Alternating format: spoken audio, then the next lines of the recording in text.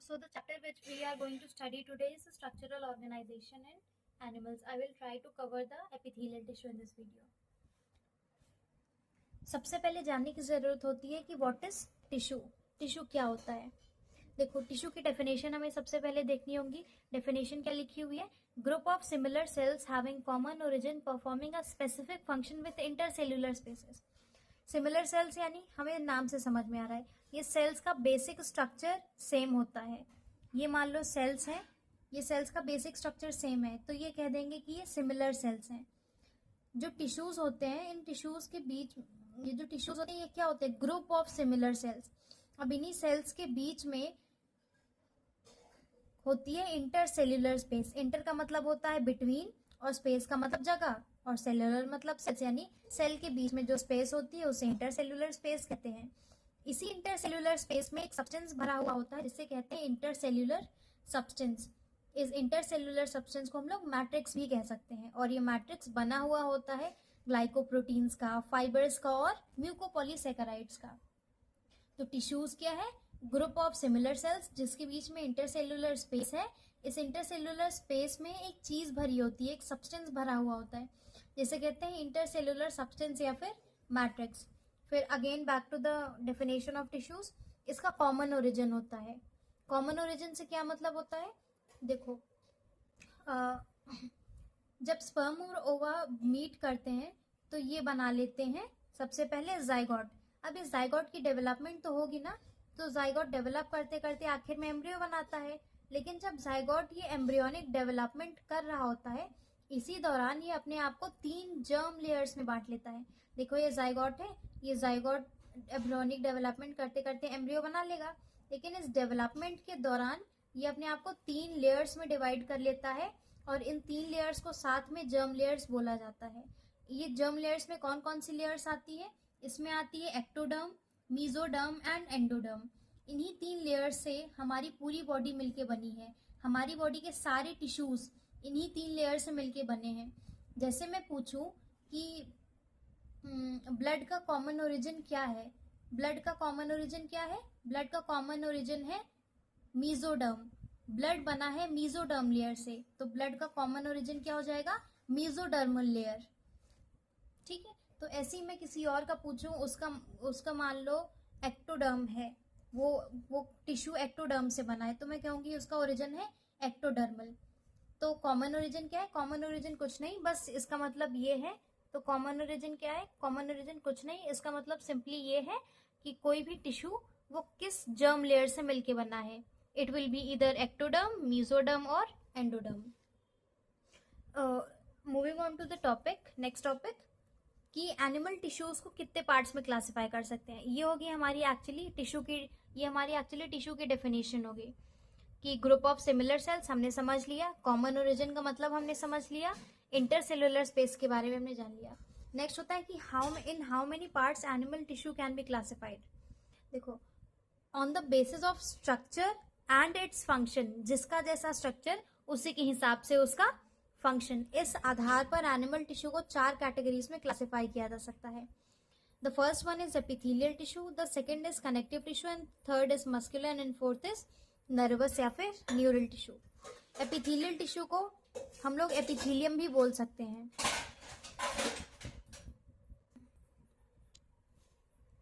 तो epithelial tissue को हम लोग एपिथेलियम भी बोल सकते हैं। अब हमें सबका बेसिक फंक्शन जानना है। अब ऑब्वियसली डीपली हम लोग जाएंगे हर एक टिश्यू पे, तो उसके बहुत सारे फंक्शंस होते हैं, कई कई। लेकिन अगर हमें कोई बेसिक फंक्शन पूछे तो हम लोग क्या बता सकते हैं? इसको समझने के लिए हम लोग एक बिल्डिंग का या एक बनते हुए घर का एग्जाम्पल ले सकते हैं। जब कोई बिल्डिंग बनती है, या आप जिस भी कमरे में बैठे हो, या जो भी बिल्डिंग या कमरा कुछ भी है, तो जहाँ हम लोग बैठते हैं, जिस कमरे में हम लोग बैठे हैं, उसके ऊपर छत होती है ना। सोचो अगर ये छत नहीं होती तो धूप, बारिश, सब हवा सब अंदर आ जाता। तो छत क्या कर रही है? हमें प्रोटेक्ट कर रही है, हमारे सर के ऊपर एक कवरिंग दे रही है। तो जैसे छत का काम होता है, रूफ का काम होता है प्रोटेक्शन और कवरिंग का, ठीक वैसा ही काम होता है एपिथेलियल टिश्यू का हमारी बॉडी में। हमारी बॉडी की छत कौन है? Epithelial tissue. फिर अब एक बिल्डिंग में हम लोग को ऊपर नीचे जाना होता है, कहीं जाना होता है, सॉरी अगर कोई बिल्डिंग है, जब कोई घर बन रहा होता है तो सबसे पहले रॉड्स का, सरिये का ढांचा तैयार किया जाता है, उसी ढांचे पे पूरी बिल्डिंग टिकी हुई होती है। तो ऐसे ही हमारी बॉडी में भी होता है। तो वो जो बिल्डिंग का ढांचा है वो क्या कर रहा है, पूरी बिल्डिंग को सपोर्ट प्रोवाइड कर रहा है, और लिंकेज लिंकेज पूरी बिल्डिंग उसी एक पिलर से, कोई एक मेन पिलर होगा ना उस बिल्डिंग का, या कई सारे जो भी पिलर्स हैं, उस सारे पिलर्स की वजह से वो बिल्डिंग आपस में जुड़ी हुई है, पूरी बिल्डिंग को सपोर्ट मिल रहा है उस ढांचे की वजह से, जो कि सरिये से तैयार किया गया है। ठीक ऐसे ही हमारी बॉडी में भी काम होता है। जैसे बिल्डिंग बनाने में जैसे बिल्डिंग जब बनती है तो जो काम वो रॉड्स की फ्रेमवर्क कर रही है, रॉड्स का जो ढांचा काम कर रहा है, वैसे ही काम हमारी बॉडी में कनेक्टिव टिश्यू का होता है। कनेक्टिव टिश्यू भी उसी सरिये के ढांचे की तरह हमारी बॉडी में सपोर्ट और लिंकेज प्रोवाइड करता है। फिर नेक्स्ट आता है मस्कुलर टिश्यू। अब एक बिल्डिंग में हमें कहीं इधर उधर जाना है तो हम लोग कैसे जाते हैं, लिफ्ट या स्टेयर्स की हेल्प से। तो लिफ्ट क्या कर रही है, मूवमेंट का काम करा रही है, एक जगह से दूसरी जगह लेके जाने का काम करा रही है। ऐसा काम होता है हमारी बॉडी में मस्कुलर टिश्यू का। हम अपनी बॉडी में मूवमेंट कर पाते हैं, एक से दूसरी जगह जा पाते हैं, तो वो होता है मस्कुलर टिश्यू की वजह से। फिर आता है नर्वस या फिर न्यूरल टिश्यू। जैसे एक टीचर पूरी क्लास को कंट्रोल करता है, अपने कब्जे में रखता है, कब्जे में नहीं, पूरी क्लास को कंट्रोल करता है, कोऑर्डिनेशन में रखता है, वैसा ही काम होता है हमारे नर्वस या न्यूरल टिश्यू का। ये भी हमारी बॉडी को कंट्रोल में रखता है कि सारी चीज़ें सही से काम करें। तो सबसे पहला है एपिथेलियल टिश्यू। एपिथेलियल टिश्यू बहुत इजी, हम लोगों को बस मतलब समझ लेना है, इसके नाम से ही सारी चीज़ें क्लियर हो जाएंगी। एपी का मतलब होता है अपॉन, और थीलियल का मतलब होता है टू ग्रो, यानी कि ऐसे तरीके के टिश्यू हैं जो हमेशा दूसरे टिश्यू के ऊपर ग्रो करते हैं, तभी इनका नाम होता है एपिथेलियल टिश्यू। अब एपिथेलियल टिश्यू का ओरिजिन एक्टोडर्मल, एंडोडर्मल और मीजोडर्मल, तीनों में से कुछ भी हो सकता है। तीनों कैसे हो सकता है बताती हूँ।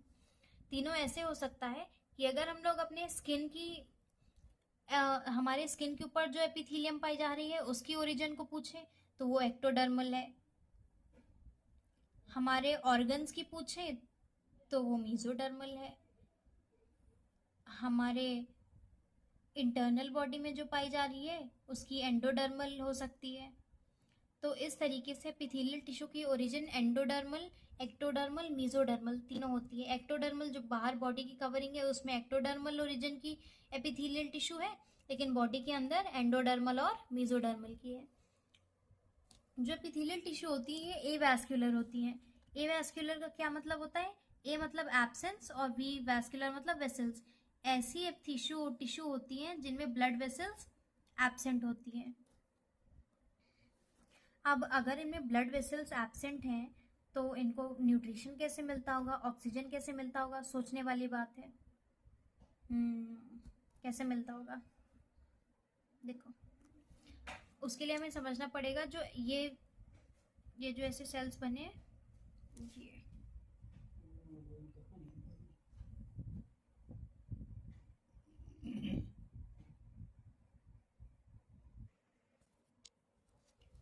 जो एपिथेलियल टिश्यू होती है, ये एपिथेलियल टिश्यू हमेशा एक मेम्ब्रेन के ऊपर रहती है। ये मेम्ब्रेन को कहा जाता है बेसमेंट मेम्ब्रेन।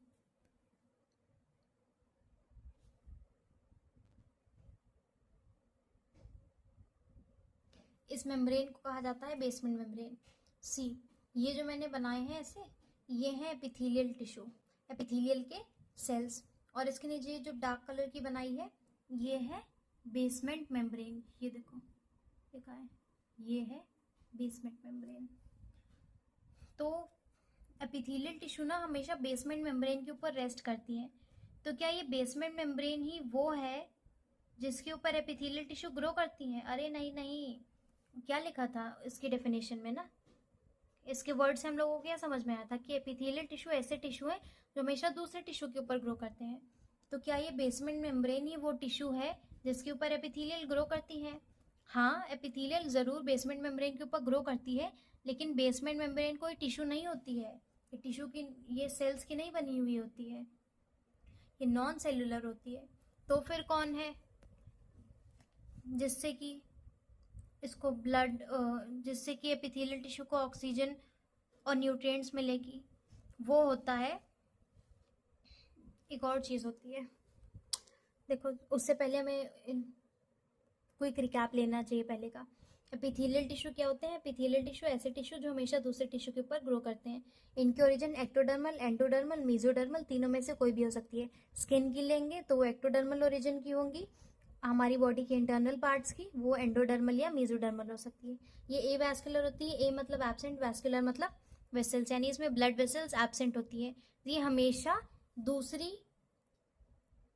हमेशा बेसमेंट मेम्ब्रेन के ऊपर ग्रो करती है। इसको सपोर्ट देने के लिए नीचे एक मेम्ब्रेन पाई जाती है जिसे बेसमेंट मेम्ब्रेन कहा जाता है।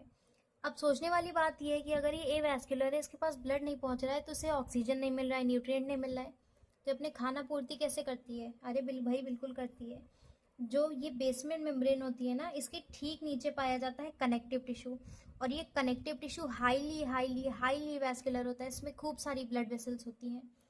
तो कनेक्टिव टिश्यू से ऑक्सीजन और न्यूट्रिएंट्स डिफ्यूज होके जाते हैं एपिथीलियम तक, और एपिथीलियम को ऑक्सीजन और न्यूट्रिएंट्स मिल जाते हैं।